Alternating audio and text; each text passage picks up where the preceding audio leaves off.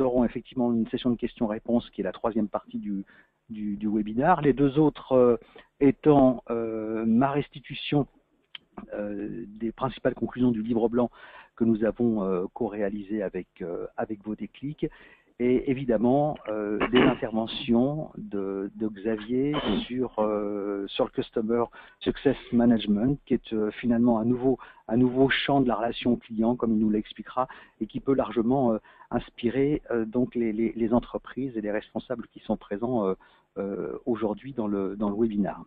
Alors, on va commencer par mieux se connaître. Déjà, on lance un premier sondage pour connaître un petit peu l'audience et pour vous permettre à vous, en tant que participant, de vous repérer. Donc, quelle est votre fonction? On lance le sondage et on se connaîtra mieux. Vous avez donc des options, entreprise ou organisme de formation, deux fonctions essentiellement responsable ou chef de projet formation, et puis concepteur pédagogique. Voilà, je crois que vous êtes déjà 70%, 80% à répondre, ça veut dire que vous avez réussi à vous repérer. Il y a quand même un certain nombre de réponses autres. Je pense qu'on peut clore le sondage. Voilà, donc vous êtes chef de projet e-learning, chef de projet digital learning manager en entreprise, 30% présents actuellement en ligne, conception pédagogique ou formation, deuxième entreprise ou organisme, deuxième public, et puis on se trouve avec des responsables en organisme de formation ou des responsables formation d'entreprise, autres 18%. Merci à vous de ces réponses qui vont nous aider d'ailleurs un peu à aiguiller notre webinaire. Alors, les points que nous allons aborder, eh bien, voilà, l'ère des partenariats, c'est une première chose sur laquelle je m'expliquerai. Nous traiterons de questions de gouvernance, de ce qu'on appelle le Customer Success Management, et on traitera de ce que pourrait être une collaboration rénovée, en tous les cas fortement améliorée entre les clients et les fournisseurs. Bien, poursuivons là-dessus, entrons directement dans l'ère des partenariats. Alors, ce que je veux défendre là, c'est que le e-learning puis le digital learning ont fait entrer les services formation dans ce que j'appelle donc l'ère des partenariats, et on va en tirer un certain nombre de conclusions pratiques que je souhaite voir avec vous à partir de maintenant. Alors, déjà parlons de coproduction. Je me sers directement à la pompe à essence, ça c'est pas nouveau, on en a l'habitude. Aujourd'hui je presse mon jus d'orange au supermarché, c'est beaucoup plus récent. On peut trouver des milliers d'exemples de cette tendance lourde que Marie-Anne Dujarrier, dont je vous conseille le livre, appelle le travail du consommateur.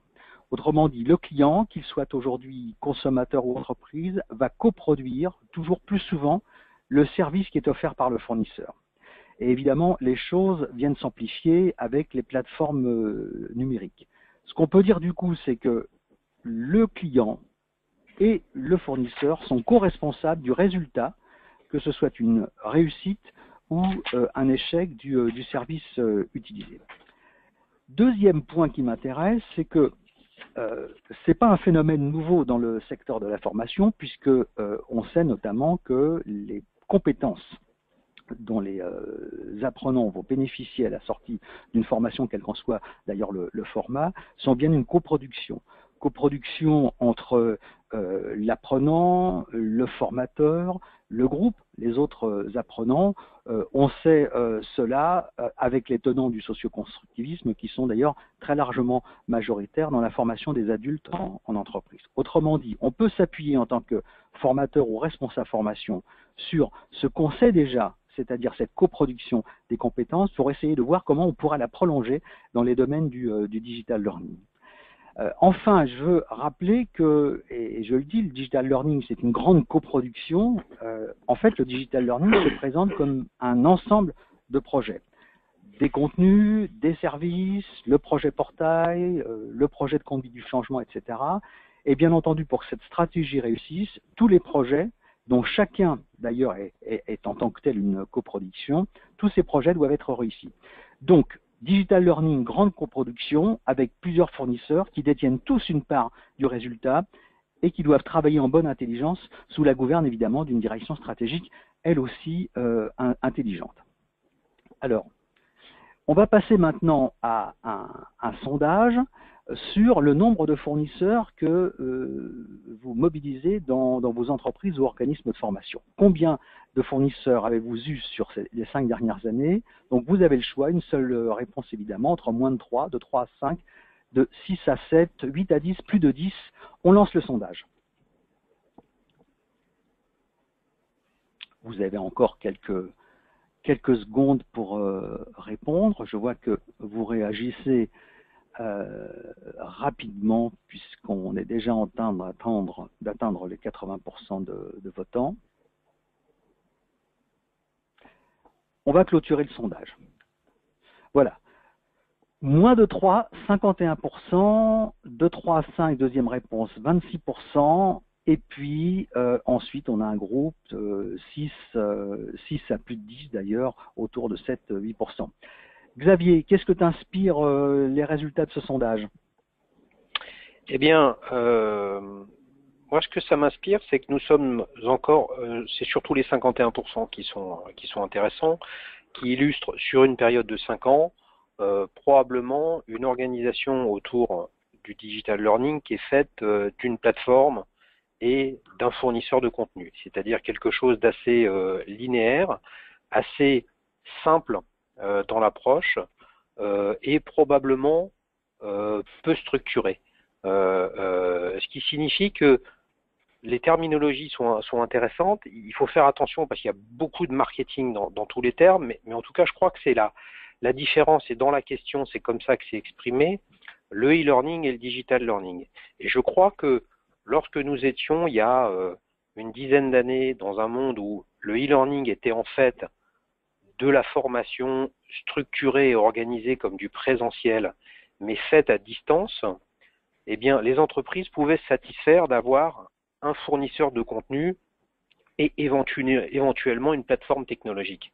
Eh bien, le virage qui est en train de se passer, avec toutes les innovations qui existent sur le marché, que ce soit sur des nouvelles solutions de contenu, des plateformes, la curation de contenu, le social learning, etc., va simplement montrer que ces 51%, ces entreprises qui ont moins de 3 prestataires, fournisseurs, partenaires, vont petit à petit se déplacer vers un modèle plus complexe en termes d'interlocuteurs, parce que les investissements vont être plus diversifiés, plus importants, et c'est ce qui, je pense, vont faire passer ces organisations d'une stratégie avec débutante en termes de maturité sur le digital learning, vers des choses plus abouties où on le verra tout à l'heure, les métriques ne sont pas les mêmes, les enjeux ne sont pas les mêmes. Et je crois que ce qui ressort de ça, c'est qu'avec moins de 3 fournisseurs, on est dans une relation client-fournisseur. Et dès qu'on accélère, il faut prendre en compte la notion d'écosystème. Et c'est là où la gestion et le pilotage de ces partenaires doit être partagé et coproduite. Merci Xavier pour ce commentaire auquel je n'ai rien à ajouter, si ce n'est effectivement que c'est un petit peu surprenant qu'il y ait autant de membres du panel qui aient moins de 3 fournisseurs. Surtout quand on regarde ce début de classement que je vous propose, des projets, des fournisseurs qui sont attachés au digital learning. Alors évidemment, vous pourrez compléter cette matrice et l'enrichir, notamment si vous voulez mettre en évidence des améliorations que vous pourriez apporter à votre référentiel de fournisseurs. Comment est-ce qu'on peut lire ce classement? Eh bien, on va le lire en colonne, et prenons par exemple les projets de type contenu sur mesure. Donc, il y a différents fournisseurs qui peuvent intervenir dans ce champ-là. Quand on parle de contenu sur mesure, là je vais me référer essentiellement au contenu sur mesure e-learning, d'ailleurs dont on sait tous les problèmes qu'il pose, et j'y reviendrai.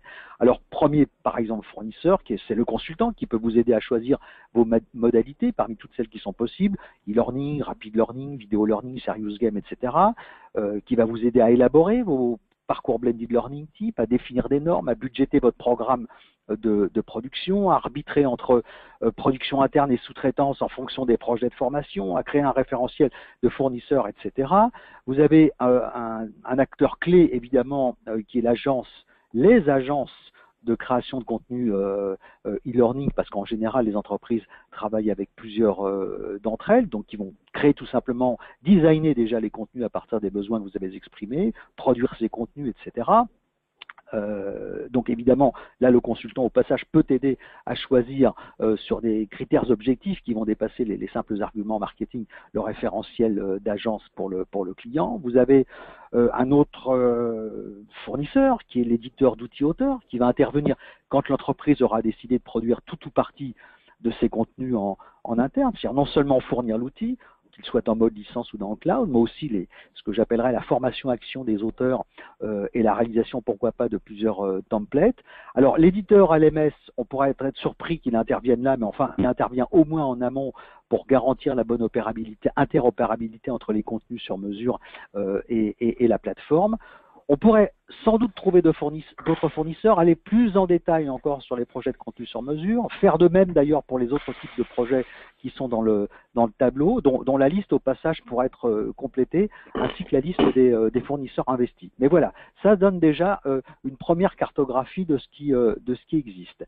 Et du coup, je veux en arriver à finalement ce premier enseignement à tirer de ces réflexions, c'est que le digital learning fait entrer les services formation en entreprise, comme dans les organismes de formation, d'ailleurs dans ce que je vais appeler ici l'ère des partenariats. Alors, en fait, je prends une analogie avec les métiers de la high-tech, parce qu'au fond, la formation contient toujours plus de numérique et de software. Elle n'est pas que ça, mais c'est vrai qu'il y a une densité de numérique qui croît à l'intérieur des actions de formation. Du coup, on peut considérer que les opérateurs de formation sont progressivement à la même enseigne que tout opérateur qui interviendrait dans les secteurs high-tech.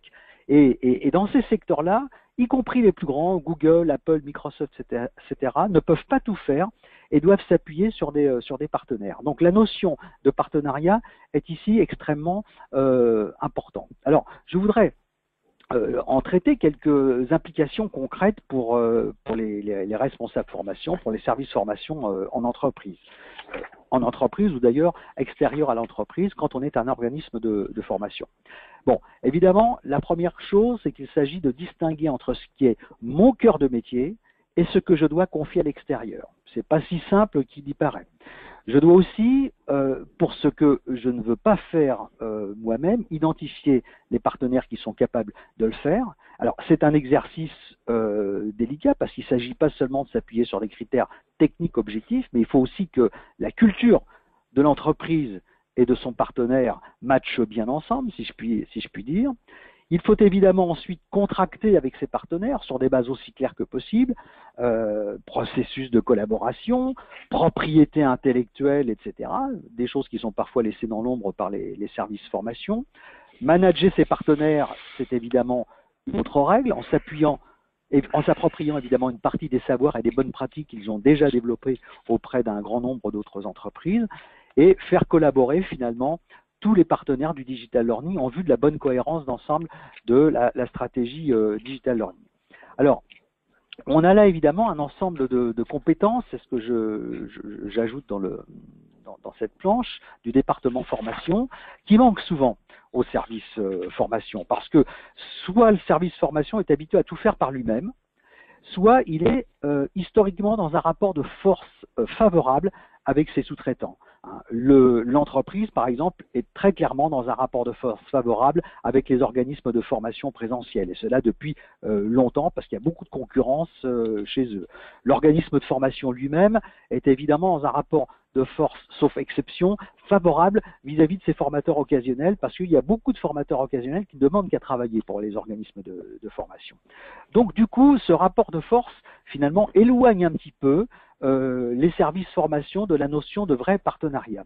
Et ce partenariat, pourtant, il doit prendre une part extrêmement importante, tout simplement parce que, au fond, c'est un des pans qu'on a à peine entrevu de la mutation du département formation sous pression digitale, si je puis dire, c'est que les partenaires partenariats seront essentiels à la réussite des projets digital learning. Et au fond, que ces partenariats et ces fournisseurs, d'une certaine façon, doivent être soignés comme ce qu'on pourrait appeler de véritables actifs de formation à part entière. Alors, avant d'avancer sur les questions de gouvernance, un mot sur la route du digital learning et la façon dont vous pourriez la parcourir pour vous aider dans votre stratégie digital learning. Alors, partons des offres. Ces offres digital learning, il faut les réussir. Ce sont des offres de contenu, de services, le portail, l'accessibilité, l'accompagnement, etc. Alors, évidemment, cela passe déjà par une connaissance étroite des attentes des salariés et des métiers et aussi des usages qu'ils ont du numérique. Donc, on peut dire une première chose, c'est que les responsables formation peuvent compter sur les salariés, sur les métiers pour les aider à faire tourner la roue du digital learning, si je puis dire. Ces offres, elles doivent être produites par des processus. Alors, processus pour déjà connaître et analyser les attentes des salariés, processus pour veiller sur les innovations et leurs valeurs pédagogiques, processus pour designer les contenus, les produire, pour développer le portail de formation, le plan de communication, pour évaluer, pour gérer, pour réguler, etc. Bref, il y a tout un ensemble de processus qui vont permettre de porter sur le marché, c'est-à-dire auprès des salariés et des métiers, les offres dont on vient de parler. Ces processus, ils ressemblent à ceux qui sont traditionnellement utilisés dans la formation, mais quand même, ils ont beaucoup évolué avec le digital learning et en plus de façon accélérée. J'en veux pour preuve que le mode projet, qui était déjà une évolution importante par rapport à l'habitude qu'ont les services formation de fonctionner en mode exploitation, eh bien, ce mode projet, il est contesté aujourd'hui de façon certes marginale, mais tout de même par ce qu'on appelle l'approche agile. Donc ça évolue et de façon accélérée. Et puis, autre chose qui importe beaucoup, c'est que ces processus, pour être valablement mis en œuvre, supposent une évolution des métiers, voire des postures de la formation. Par exemple, dans le processus d'analyse des attentes des clients internes, le responsable formation pourra adopter la posture du consultant formation performance que j'ai d'ailleurs décrite dans un article auquel je me référais dans le livre blanc. Alors, une autre remarque, c'est que tous ces processus sont co-réalisés avec les fournisseurs externes. Ces fameux partenaires dont le service formation a besoin. Et ça, de façon évidemment plus ou moins approfondie. Du coup, on peut dire, comme on l'a dit des salariés et des métiers, que les partenaires aussi font tourner la roue du digital learning, notamment avec leurs apports d'innovation et de méthodologie qu'ils vont insuffler dans ces processus partagés. Je n'oublierai pas évidemment que le service formation doit aussi intégrer tout un ensemble d'acteurs internes, plus ou moins stratégiques dans la réussite du digital learning, et que les compétences qu'il aura acquises à travers l'identification et le management des fournisseurs externes pourront lui être utiles. Voilà, c'était quelques mots sur cette roue du digital learning pour pouvoir entrer de plein pied maintenant dans la question de gouvernance. Et en fait, je vais tout de suite dire où je veux en arriver, parce que c'est un constat que nous avons pu avoir assez fort dans nos missions d'audit et de conseil menées auprès des entreprises, c'est que beaucoup d'échecs, le plus grand nombre d'échecs du digital learning proviennent d'un défaut de gouvernance. Alors, de gouvernance client, bien sûr, de gouvernance fournisseur, ou bien des deux, et de toute façon, dans tous les cas, défaut de gouvernance dans les projets et la collaboration, et on va entrer un peu dans le détail à ce sujet. Et je voudrais commencer par un domaine que je trouve extrêmement stratégique, qui est le domaine des indicateurs, et la nécessité aujourd'hui avec le digital learning de changer d'indicateur. Je vais parcourir ça très rapidement et ensuite je demanderai à Xavier de mettre un petit peu ça en pratique à travers les indicateurs utilisés chez Vodéclic. Alors, ce qu'on peut dire déjà, c'est que la formation s'appuie habituellement sur des indicateurs de moyens et de répartition des dépenses. et que ces indicateurs ne permettent pas aux parties prenantes, métiers, collaborateurs et a fortiori les fournisseurs, de s'engager tout simplement parce qu'ils sont centrés sur la formation et non sur les impacts que la formation est censée avoir. D'ailleurs, les équipes formation elles-mêmes dans les entreprises ne sont pas toujours mobilisées par ces indicateurs. On peut dire que ces indicateurs sont surtout des indicateurs qui intéressent les gestionnaires de formation, mais pas sûr qu'elles intéressent les formateurs, les responsables de projets formation, etc. Alors évidemment, ces indicateurs, il ne faut pas les mettre à la poubelle. Il faut tout simplement les compléter par nouveaux indicateurs qu'on qualifiera ici d'indicateurs d'impact. Et au fond, ces indicateurs d'impact, le passage des indicateurs de moyens à des indicateurs d'impact, c'est un passage qui traduit le vaste mouvement qui est en cours et qui nous fait passer de la formation dépense, entre guillemets, à la formation impact. Alors, ces indicateurs, vous en connaissez un certain nombre parce que FEFOR les défend de longue date. C'est le temps nécessaire pour le délai entre l'expression des besoins de formation et le moment où on va vraiment se former, le time to learn, donc le time to skill, c'est-à-dire le temps où on va le délai où on va mettre en pratique les connaissances acquises, le niveau 3 et le niveau 4 du modèle de Kirkpatrick, etc. On peut évidemment imaginer aussi des corrélations entre des indicateurs de formation et des indicateurs business. On peut aussi, je ne les oublie pas, s'appuyer sur des indicateurs de qualité ou des indicateurs de transformation et d'acculturation digitale des collaborateurs de l'entreprise. Bon, il y a là un vaste champ qui reste largement à défricher et j'ouvre et je ferme une parenthèse très vite pour dire qu'on le défriche notamment dans le séminaire annuel d'évaluation de la formation FEFOR qui se tient cette année le 30 mars 2017 à Paris.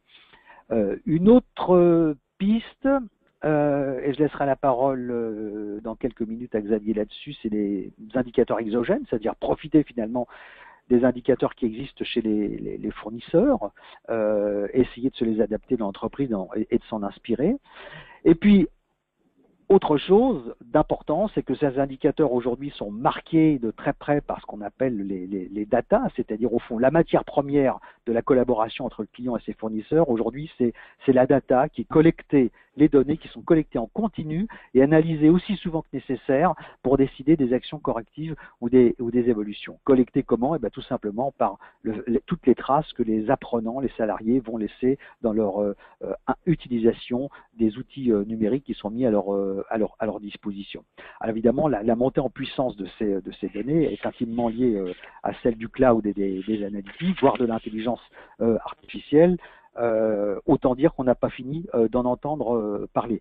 Mais là, il est temps que je laisse la parole à Xavier sur cette question des indicateurs, notamment ceux qui sont utilisés par exemple et proposés par Vodéclic à ses clients. Merci Michel. Je vais rebondir sur ce que tu dis. Tout d'abord, tu parlais du couple formation-impact. Et c'est me semble-t-il, le sujet essentiel pour regarder et identifier deux types d'indicateurs différents. Hein, pour rappel, pour celles et ceux qui nous écoutent, donc Vodéclic est une société spécialisée dans le digital learning autour des technologies. Donc soit technologie autour de la bureautique, le poste de travail, mais également depuis que nous avons été rachetés par le groupe Skillsoft en mai 2015, également autour des compétences IT et de toutes vos équipes de développeurs, etc., etc. Donc je vais prendre trois exemples de problématiques auxquelles on répond auprès de nos clients pour les aider. Et vous allez voir que sur ces trois différentes problématiques, il y a un volet sur des indicateurs qui touchent à l'exploitation, l'utilisation, la performance de notre solution. Et là, il y a à l'intérieur de ces indicateurs purement Vodéclic, il y a des choses très standards probablement que vous exploitez avec vos autres partenaires et fournisseurs de contenu. C'est la montée en puissance de la solution à partir du moment où il y a un lancement opérationnel qui est réalisé dans votre organisation, c'est-à-dire en combien de temps, au bout de 30 jours, 90 jours, 180 jours, qui sont des marqueurs importants pour nous, nous avons une vision du nombre d'utilisateurs qui se sont connectés à la plateforme. Quel est le ratio entre le nombre d'utilisateurs connectés et le nombre de licences que vous avez déployées en interne, le temps de connexion, qui n'est pas forcément le temps de formation, mais le temps de formation, c'est quelque chose d'extrêmement complexe dans le digital learning. Chercher une solution à un problème pendant 5 minutes, la trouver, puis consommer un module de formation sous la forme d'une vidéo pendant 5 minutes, interrogez-vous pour savoir si ça fait 10 minutes de formation ou 5 minutes de formation. Moi, je suis intimement convaincu que ça fait 10 minutes de formation.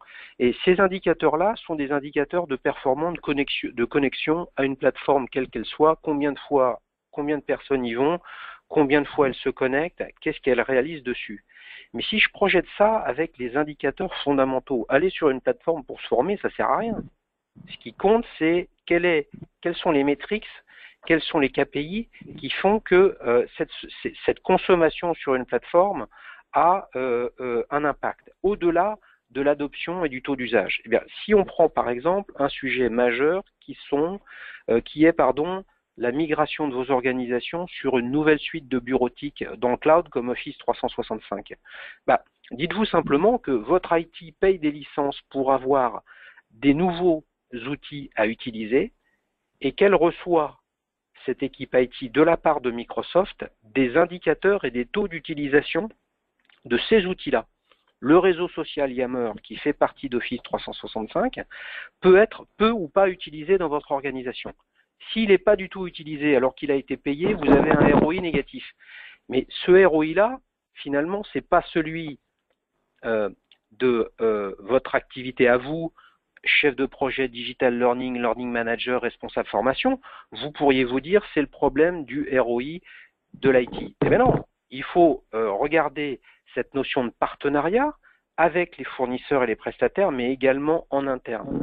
Donc plus les indicateurs de performance de l'usage d'une solution comme la nôtre sera élevé dans le cadre d'une migration sur Office 365, plus les composantes de ce qui a été acheté à prix d'or, c'est beaucoup plus cher Microsoft que vos déclics, seront élevés et le ROI pour l'organisation au global seront élevés. Deuxième sujet, on propose plus de 20 000 contenus sur à peu près 200 technologies très pointues IT sur les langages de programmation, les ERP, la sécurité, le stockage, les réseaux, etc., etc. Pareil, c'est la même chose, il y a les mêmes métriques, combien de personnes y vont, combien de temps elles y passent, etc. Mais le vrai sujet, c'est le développement de vos compétences IT. Et aujourd'hui, n'oubliez pas que tout a changé par rapport à ce qui existait il y a 10-15 ans. Il y a 10-15 ans, l'ingénieur informaticien était quelqu'un de moqué. Aujourd'hui, l'ingénieur informaticien, c'est le développeur, c'est le mec branché, c'est le type qui est jeune, c'est la personne qui va tirer la transformation digitale de vos entreprises vers le haut.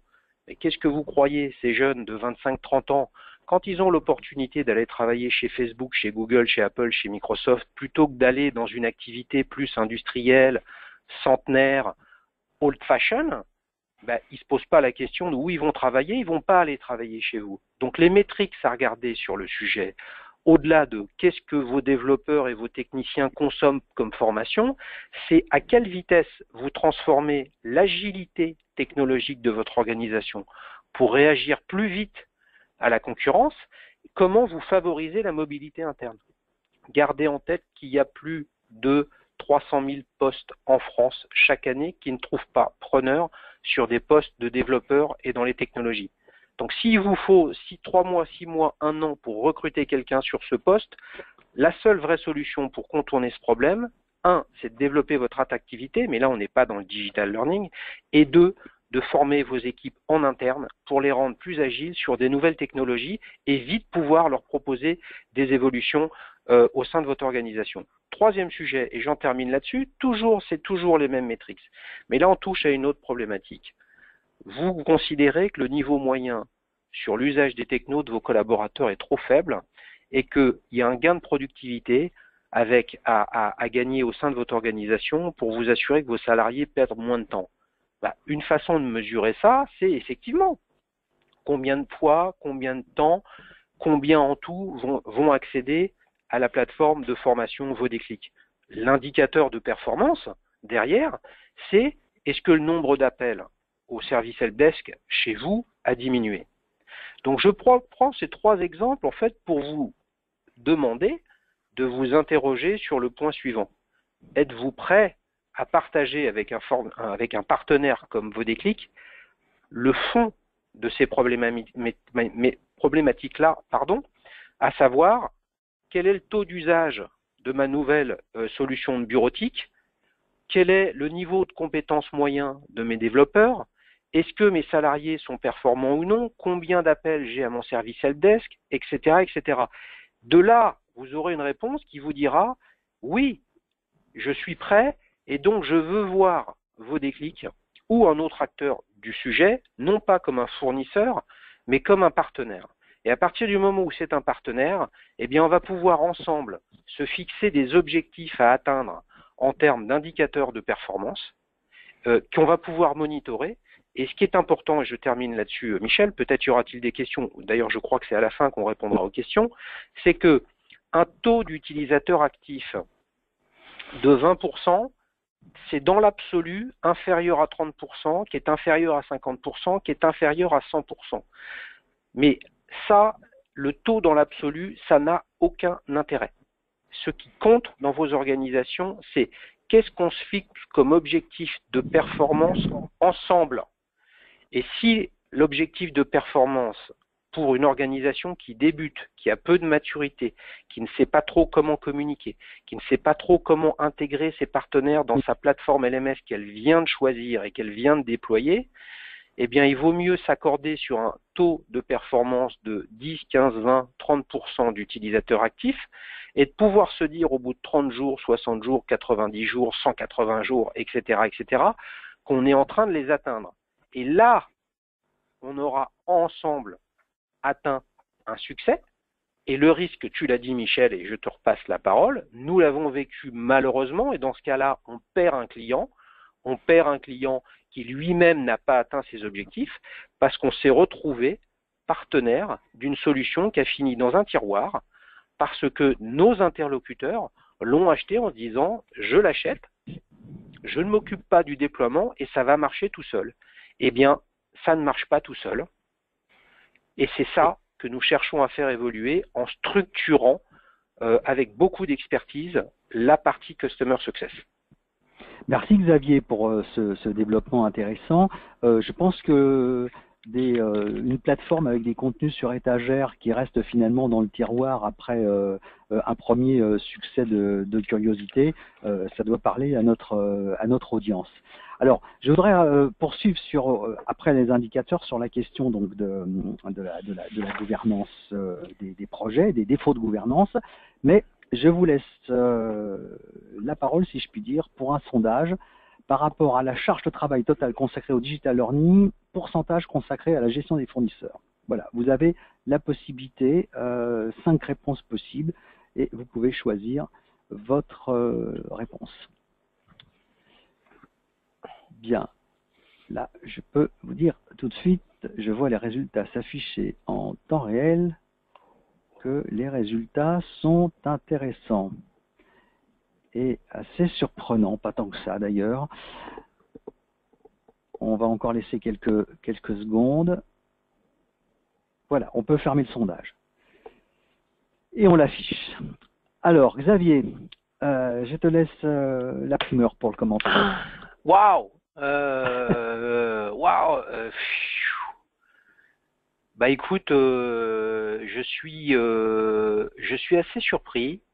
Et là, je crois que la vraie question que je me pose, c'est si les 41%, si les personnes qui ont coché je ne sais pas, pouvaient répondre, eh bien, je ne sais même pas où est-ce qu'elles seraient. Donc je suis plutôt en train de dire qu'il n'y a pas une différence énorme entre moins de 10% et de 20 à 40%. Je crois que ça montre qu'il y a plutôt d'abord beaucoup de gens qui ne savent pas, ça veut dire qu'ils ne se préoccupent pas du sujet. Voilà. Et ça c'est aussi intéressant, hein, mais ça montre la différence entre avant le e-learning, les prémices du e-learning et puis l'accélération qu'on connaît avec des débits internet très élevés et des solutions qui sont totalement dans le cloud. Et je crois que la seule chose que je peux en sortir, c'est que ça illustre le besoin d'aligner les enjeux et les problématiques sous la forme d'un écosystème entre les partenaires. Et moins de 10%, par contre, ces 12%-là qui ont voté pour moins de 10%, moi je les invite quand même à notamment nous aider, nous, fournisseurs de contenu, que ce soit vos déclics ou d'autres. Il y a un énorme enjeu d'alignement des planètes, si vous me permettez l'expression, avec les plateformes LMS qui sont déployées en interne, où je pense qu'on pourrait travailler de façon beaucoup plus utile dans une logique d'écosystème, justement, et là il y a probablement du temps à passer sur le sujet. Alors, écoute, très bien, j'ajouterais juste... Qu'est-ce que tu en penses, toi, Michel? Je suis d'accord avec ce que tu viens de dire, et j'ajouterais que je ne suis pas étonné par le fait que les réponses, je ne sais pas, soient aussi nombreuses, parce que ça correspond à ce qu'on peut trouver à travers d'autres études menées par FEFOR. Je pense notamment au panorama des plateformes LMS et de gestion des talents dans les entreprises françaises, où à chaque fois nous pointons une méconnaissance réelle par les responsables et les services formation, au fond, des données qui sont pour eux essentielles. Par exemple, le coût d'une plateforme LMS pour un apprenant et par année. Et on peut multiplier ce genre d'exemples. Donc je pense qu'il y a un gros effort à faire, vraiment, par les services formation aujourd'hui, pour se doter des outils de recueil des données, des modèles économiques qui leur permettent finalement déjà de connaître bien leurs coûts. Et quand on dit je ne sais pas, concrètement, ça veut dire que on ne connaît pas finalement la charge monétisée du travail qui correspond à la gestion des fournisseurs. Ça, en tant que tel, c'est déjà un problème de gestion. Donc, je pense que c'est le commentaire principal que je ferai. C'est quelque chose qui correspond à ce qu'on voit assez fréquemment dans d'autres domaines. Alors, puisqu'on parlait du défaut de gouvernance, je voudrais donner un exemple intéressant parce que je suis appelé régulièrement en expertise, en audit sur des projets qui sont en train de rater ou qui sont en difficulté. Alors il y a des projets plateformes, mais il y a aussi très fréquemment des projets de contenu e-learning, de serious game, etc. Et je pense qu'il y a des choses intéressantes à dire là-dessus, parce que encore une fois c'est fréquent et parce que l'entreprise qui fait appel à des sous-traitants dans ce domaine-là est régulièrement investie dans ce type de difficultés. Alors bien entendu, ces projets ont un contexte qui est souvent complexe, hein. Donc on sait que les délais imposés pour obtenir le résultat sont toujours plus courts, on sait que les budgets sont restreints, etc. Je ne vais pas rentrer dans le détail, ça vous parle. Autre chose, c'est que le résultat, qui est le module e-learning, le serious game, etc., il a l'air d'un produit fini. Mais en fait, contrairement aux solutions, vos déclics, qui elles sont bel et bien un produit fini, ce n'est pas un produit fini, c'est toujours en fait un prototype, c'est-à-dire un exemple unique, c'est-à-dire un composé délicat de messages que l'apprenant doit retenir, de méthodes et d'activités pédagogiques choisies pour maximiser cette rétention, de design inspiré du web et du mobile, etc.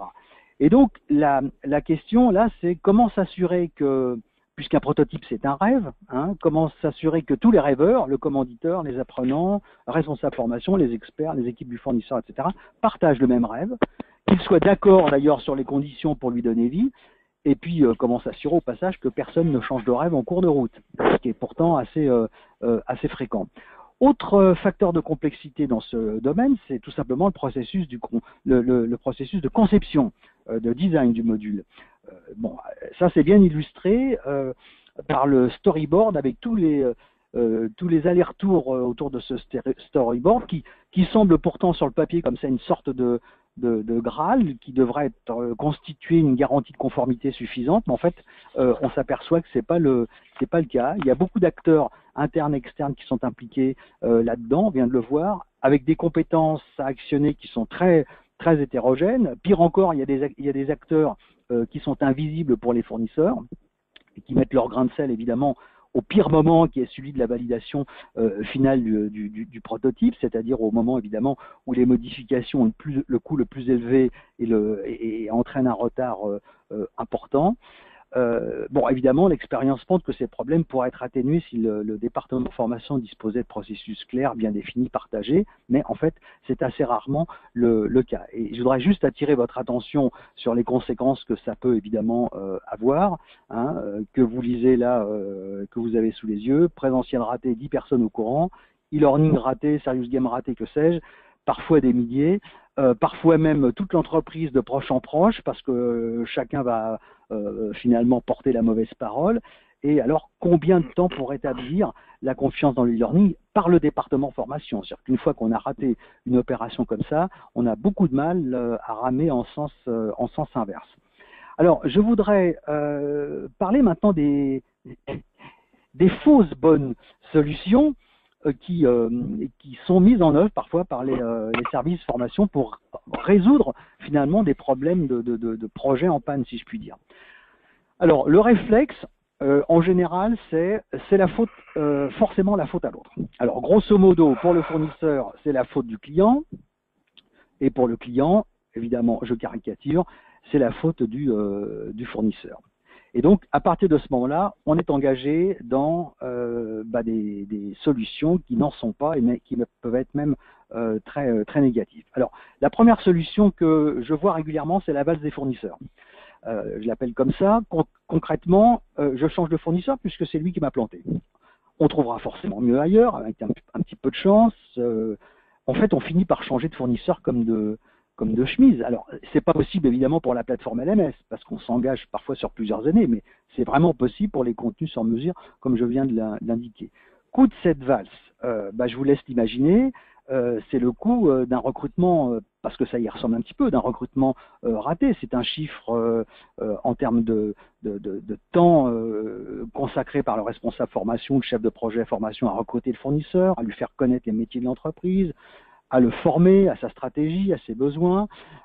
C'est aussi le coût du projet qui sera éventuellement abandonné. C'est le coût d'une réputation entachée de l'entreprise parmi l'ensemble des fournisseurs du marché qui hésiteront du coup à travailler avec cette entreprise qui peut être perçue comme infidèle ou compliquée. Et les responsables formation d'ailleurs ont tout intérêt à prendre en compte que le rapport de force client-fournisseur n'est pas forcément aussi favorable qu'il l'était dans l'ancien monde. Il y a aujourd'hui une très forte demande en e-learning, en digital learning. Il y a des carnets de commandes du côté des fournisseurs qui sont plutôt bien remplis. Donc les clients devraient s'aviser avant de changer de fournisseur, de s'assurer qu'ils risquent pas finalement de se retrouver devant un problème. Alors, une autre solution assez fréquemment utilisée, c'est on oublie le mode projet et on fonce à toute vitesse en roue libre vers l'approche agile. Donc, alors évidemment, ça c'est pour moi une solution paresseuse. En tous les cas, celle qui opterait pour une approche 100% agile, esprit start-up, etc. en prime, ce serait une solution paresseuse parce que d'abord, on rechignerait à développer les compétences nécessaires, qui sont les compétences du mode projet, puis à mouiller sa chemise avec ses compétences, si je puis dire. Ça ne veut pas dire qu'il faut se passer du 100% de l'agilité. On peut trouver un moyen terme entre le mode projet et l'approche agile. Ils peuvent s'accorder, au moins quand la culture et l'organisation de l'entreprise, ainsi que ses temps disponibles d'ailleurs, s'y prêtent. Et je pense que ce serait vraiment une mauvaise politique de démobiliser les services formation, justement au moment où ils ont commencé d'acquérir leurs compétences projet. Alors, il y a une autre solution qu'on trouve assez fréquemment, c'est l'outsourcing. Puisqu'on ne sait pas faire, que le recrutement et le management des fournisseurs est trop complexe, alors on va sous-traiter un maître d'œuvre externe qui en fera son affaire. Bon, c'est ce qu'on appelle l'outsourcing justement. Alors le premier écueil, c'est que d'abord un partenaire pareil, ça n'existe pas. J'en ai trouvé aucun sur le marché, sauf dans les documentations commerciales. Ça c'est oui, vous pouvez être approché en particulier par de grands organismes de formation qui vont vous expliquer qu'ils sont capables de faire cela. Mais ce n'est pas vrai. Ensuite, de toute façon, si ce partenaire devait exister, cette façon de procéder vous priverait des compétences clés, notamment de votre capacité à gérer de multiples partenariats et de choisir et de mettre en œuvre des innovations qui sont valables, mais qui ne seraient pas proposées, référencées par le maître d'œuvre.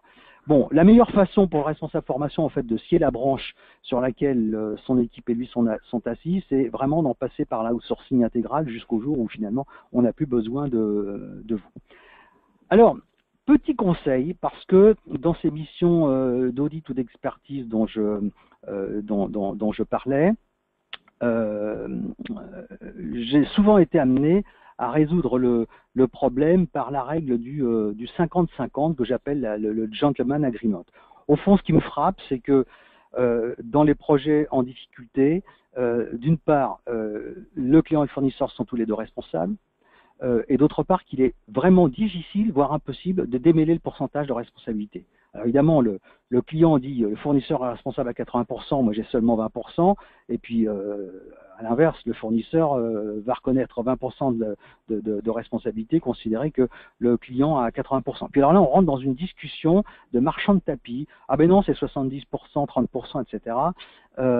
Et en fait, on oublie qu'il y a un projet qui est à finir. On oublie que si on ne fait pas attention, on va aller directement au contentieux, ce qui n'est jamais une bonne solution. Donc, je considère que, au fond, la solution, et puisque les échecs du digital learning proviennent d'un défaut de gouvernance, c'est souvent de se dire bon, allez, on fait un pas, le même pas l'un vers l'autre, on a 50-50% de responsabilité et on essaye de rénover la relation autour de ça et de sauver le projet des difficultés dans lesquelles il se trouve. Alors effectivement, défaut de gouvernance comme cause des échecs, cause principale des échecs du digital learning, j'y insiste et je voudrais donner maintenant quelques considérations justement sur les possibilités, en tout cas, d'améliorer la gouvernance. J'espère ne pas être trop long, je vais faire assez vite, de toute façon tout ça est développé dans le livre blanc, mais déjà mon premier constat c'est que la maturité des clients et des fournisseurs laisse assez souvent à désirer en matière de gouvernance du digital learning.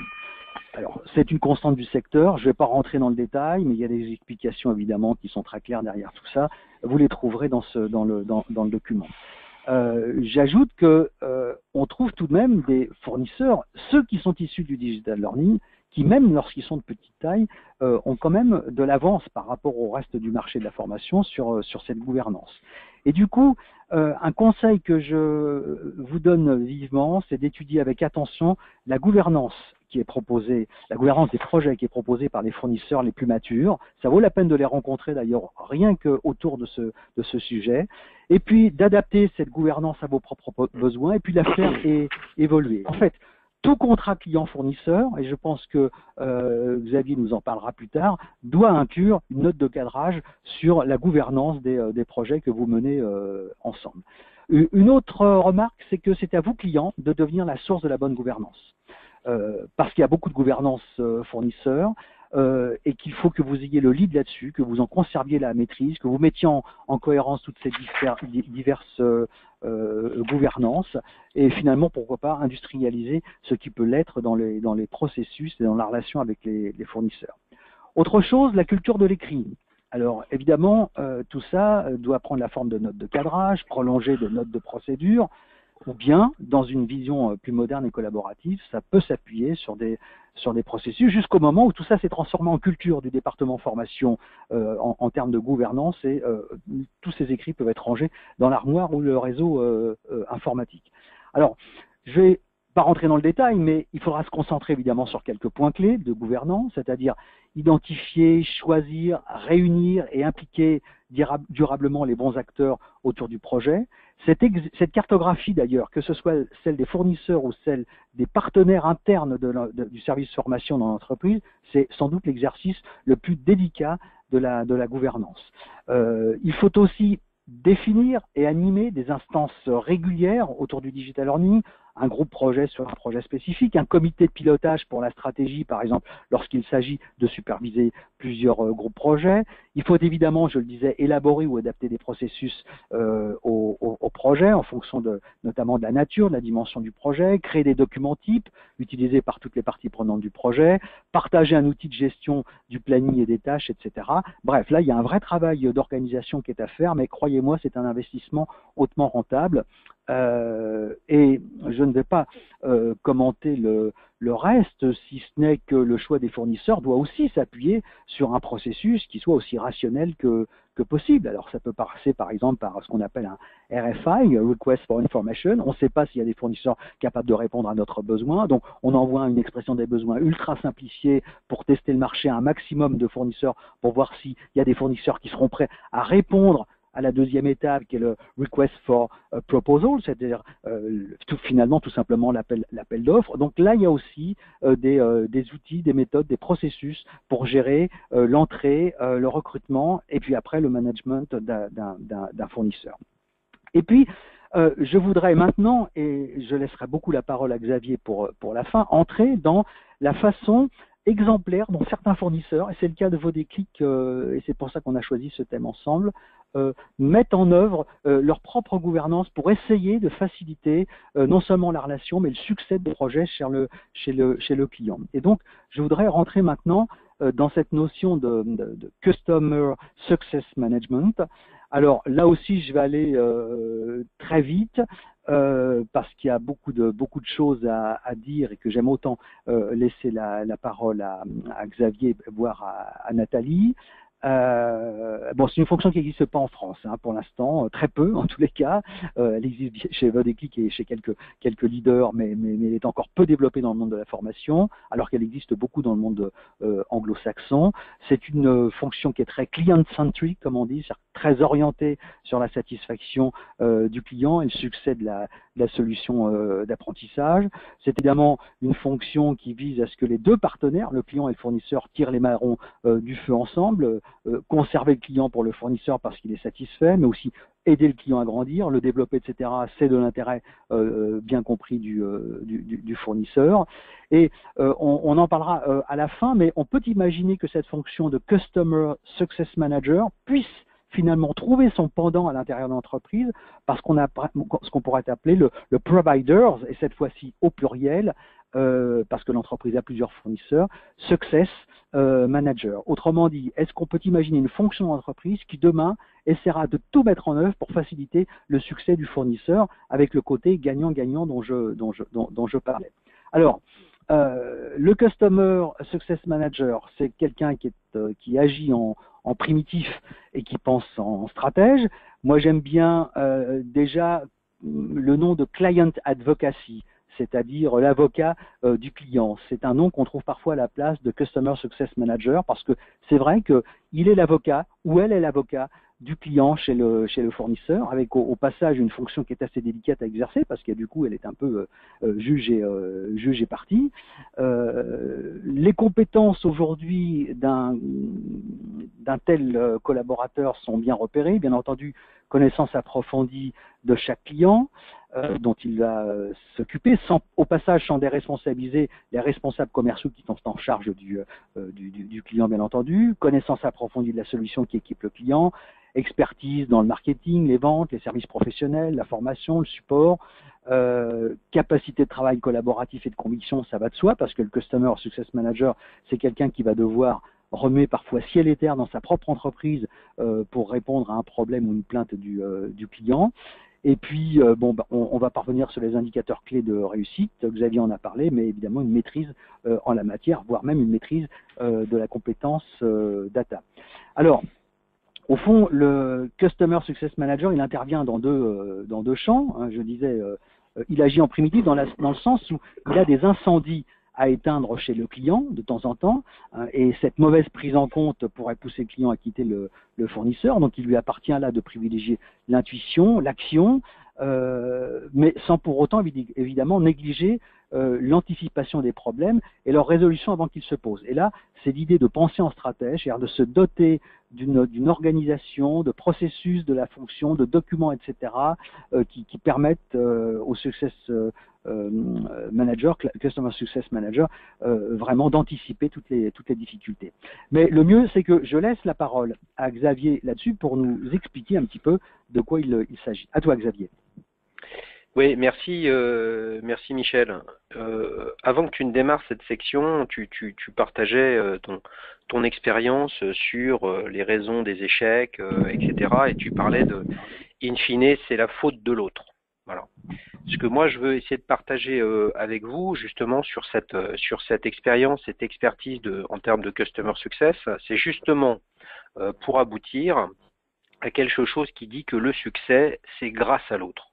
Et grâce à l'autre, ça veut dire que nous, de notre côté, on va, dans nos métriques, évaluer notre performance, le nombre d'utilisateurs connectés, le temps de connexion, les performances métiers derrière dont je parlais tout à l'heure, entre la mobilité interne, l'utilisation des nouveaux outils, la baisse des appels au service helpdesk, etc., pour nous faire arriver, nous, en interne, où finalement nous sommes un fournisseur d'une solution, à nous dire c'est grâce à notre client et à son comportement, à son organisation, qu'on a réussi à atteindre ce niveau de performance, et que de l'autre côté, vous disiez, c'est grâce aux recommandations, à l'approche, à l'expertise de vos déclics, que l'on a réussi à atteindre nos objectifs, en tout cas ceux que nous nous étions fixés sur une première année, sur les 3 années de contrat, etc., etc.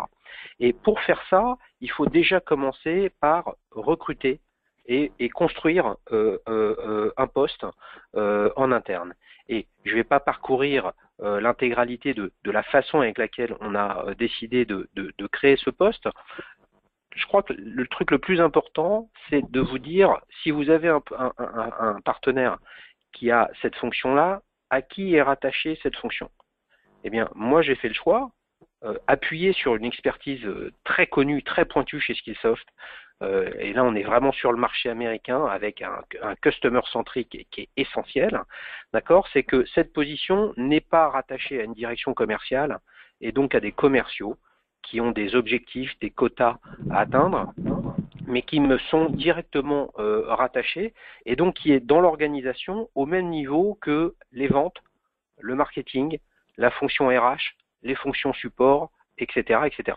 Parce que la satisfaction, votre satisfaction, ça passe par travailler avec le bon partenaire, travailler avec la bonne solution, essayer d'atteindre des objectifs, et c'est pas simplement faire le meilleur deal financier de votre côté ou de notre côté, faire le meilleur deal commercial avec un client. Et ça, c'est absolument fondamental, même si, Michel, tu parlais de Nathalie Berger, qui est donc notre Customer Success Manager, qui drive toute la performance que l'on cherche à augmenter et à développer auprès de nos clients et demain auprès de nos prospects, c'est essentiel que cette position puisse avoir les mains libres et ne soit pas sous la contrainte d'objectifs commerciaux qui ne sont pas forcément toujours alignés avec les objectifs du client.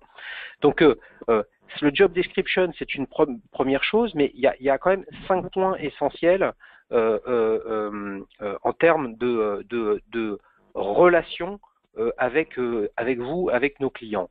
L'organisation, c'est-à-dire on pourrait croire sur ce type de poste que le Customer Success Manager n'intervient que après la vente. Je pense que son intervention doit être dans le cycle de vente pour adresser bien plus que des notions de tickets, c'est-à-dire il y a des problèmes à résoudre, bien évidemment qu'il y a des problèmes à résoudre. D'ailleurs, si vous travaillez avec dans des fournisseurs de digital learning, c'est bien que vous cherchez à résoudre des problèmes de performance, de maturité, et d'évolution et de développement des compétences au sein de votre organisation. Donc, il faut passer d'une logique simplement de gestion de tickets à une approche plus globale, centralisée dans un outil de CRM. Et donc, dans notre organisation, avec Salesforce comme CRM, on traque la performance d'usage de nos clients, ainsi que toute la relation commerciale qui est réalisée avec eux. Là, ce que tu décris, Michel, avec tes mots sur cette notion de posture et de relation avec nos clients, je veux dire, c'est quelque chose d'essentiel. Nous ne sommes pas dans le support utilisateur. Nous sommes dans la relation avec des interlocuteurs qui parfois sont très présents, parfois sont peu présents, donc on doit s'adapter de façon à mesurer avec des réunions régulières, on appelle ça comité de pilotage trimestriel. Certes, ces comités de pilotage, ils sont trimestriels en fonction de la taille du projet. Ils sont pas sous condition chez nous, mais ils sont sous condition de l'objectif à atteindre de notre client, de façon à s'assurer que les objectifs qu'on s'est fixés ensemble sont en train d'être atteints, et si ce n'est pas le cas, quels sont les points de différence et où est-ce qu'ils font qu'on progresse. Et c'est pour ça que la notion de résolution de problèmes qui s'appelle du service client, ce n'est pas ce dont nous parlons. Ce dont nous parlons ici, c'est de l'anticipation des problématiques pour atteindre le niveau de performance attendu. Eh bien, chez Vos Déclics, nous avons identifié 5 sujets. L'intégration pédagogique, c'est-à-dire quels sont les contenus dont vous avez besoin pour atteindre l'objectif que vous êtes fixé. Quelque chose de très traditionnel dans la formation. Souvent, beaucoup de nos clients peinent à accepter d'aller plus loin. Le deuxième sujet qui est primordial, le parcours utilisateur. Combien de temps me faut-il et comment je vais accéder au contenu que je recherche pour progresser, pour me former? Le parcours utilisateur, c'est l'élément essentiel de l'exploitation d'une plateforme.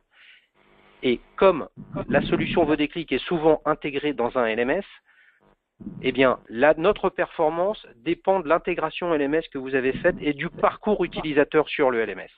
En travaillant ensemble dans une logique d'écosystème et de partenariat avec vous, avec un chef de projet dans votre organisation, avec plusieurs, avec l'équipe LMS autour de la table, on crée et on réalise le parcours utilisateur le plus performant. Troisième sujet, de plus en plus critique, et je vous invite à vous préoccuper du sujet très significativement, l'authentification. Là, le sujet, c'est pas comment j'accède à une plateforme, c'est comment je m'authentifie en disant je suis Xavier Sillon, je suis Michel Diaz, je me connecte à la plateforme. Comment on fait ça? Il y a des questions technologiques essentielles, il y a des questions de performance, ça peut aller plus ou moins vite pour s'authentifier, et il y a des questions de sécurité des données. Et ça, c'est un point essentiel. Où sont stockées les données? Comment on y accède? Sont-elles anonymisées? Quels sont les certificats de sécurité utilisés par votre partenaire? De notre côté, par exemple, on a la certification ISO 27001, d'accord, qui vous garantit le plus haut niveau de sécurité aujourd'hui en termes d'hébergement. Il y a plus de 2 ans, une énorme boîte japonaise dans le métier de l'électronique s'est fait pirater. On a clairement senti un changement d'approche en termes de sécurité de tous nos clients sur le sujet. Mais c'est lié. La sécurité découle de l'authentification. L'authentification va découler du parcours utilisateur. Dernier point, qu'est-ce que vous cherchez à faire en termes de reporting?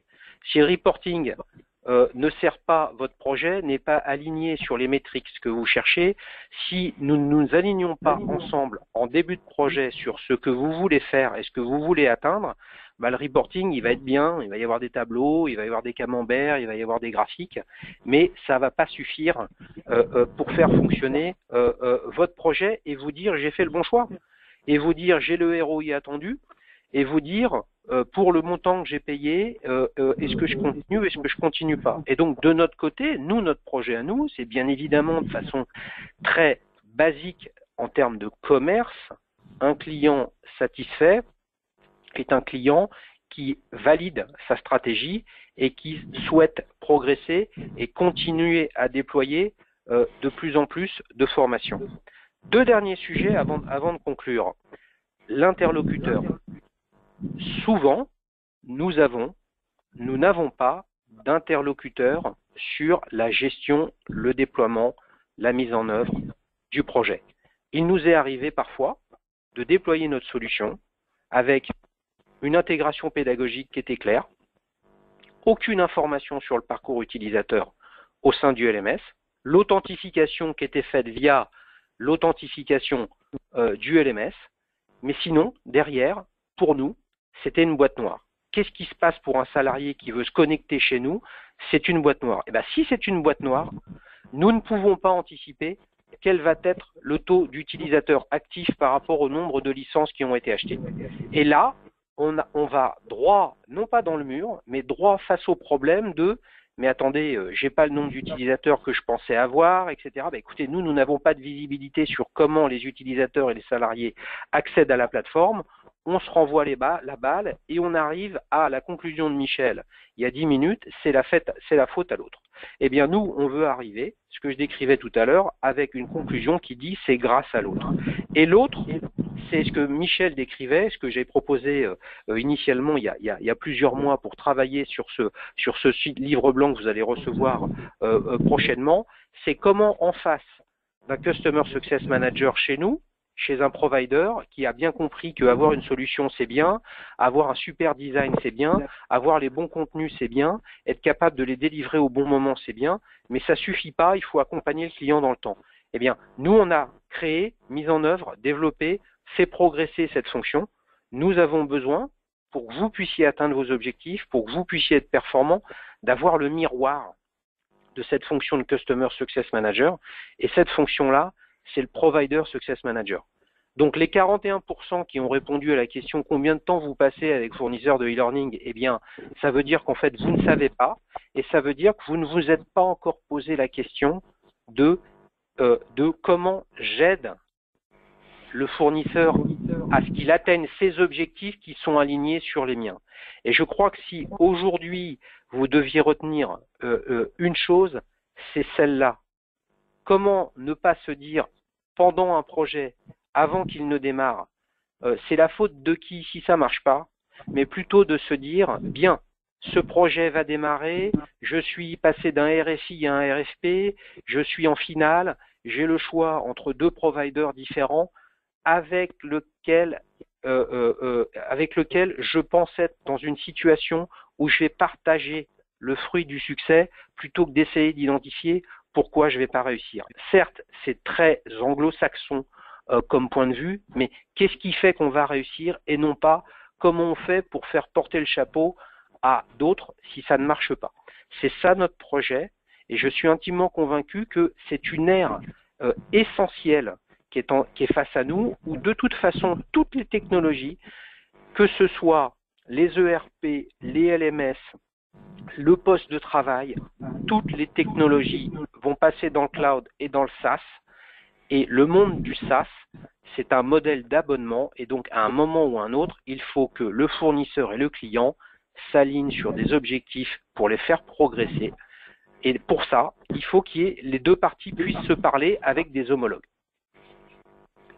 Merci beaucoup Xavier. Alors je ne vais pas maintenant poursuivre longuement parce qu'on a dépassé le temps imparti. C'est que le sujet était très riche et passionnant et que là il y a une piste de progrès considérable dans les entreprises. Mais au fond, un conseil que je pourrais donner, c'est rencontrer donc les équipes de vos déclics et en particulier la Customer Success Manager pour imaginer comment vous pourriez designer de votre côté, sinon une fonction à plein temps, en tous les cas, un domaine qui serait ce que Xavier a appelé le Provider Success Management. Dans le livre blanc, vous donnerez quelques exemples finalement de ce qui existe dans le Customer Success Management, dont pourraient s'inspirer les responsables formation, que ce soit pour gérer, éteindre des incendies ou que ce soit pour anticiper dans une organisation. Donc, je ne vais pas aller plus loin. On a reçu un certain nombre de questions auxquelles, malheureusement, ayant dépassé le temps imparti, nous ne pourrons pas répondre, mais vous comptez sur nous pour y répondre par un addendum au livre blanc ou par mail ou un contact des équipes Vos Déclics avec vous. J'en profite pour vous rappeler que vous recevrez dans les prochains jours le livre blanc donc dont la restitution est donnée aujourd'hui. Voilà, je pense que je n'oublie rien, si ce n'est de te remercier, mon cher Xavier, de remercier les équipes de Vos Déclics pour les échanges fructueux que nous avons pu avoir ces dernières semaines et dont vous avez un aperçu aujourd'hui dans le webinaire. Merci à toi et à tes équipes. Merci Michel, merci à tous. Un grand merci à Nathalie Berger qui nous a rejoint il y a plusieurs mois également. Et je le vois avec des retours clients de mes interlocuteurs. Nous progressons beaucoup sur le sujet. Il y a encore beaucoup à faire. Et pour progresser, il faut qu'on puisse le faire ensemble. Merci à tous. Merci, j'en profite évidemment pour remercier tous les participants à ce webinaire et je vous dis sans doute à bientôt pour d'autres aventures. Merci à vous tous. Au revoir.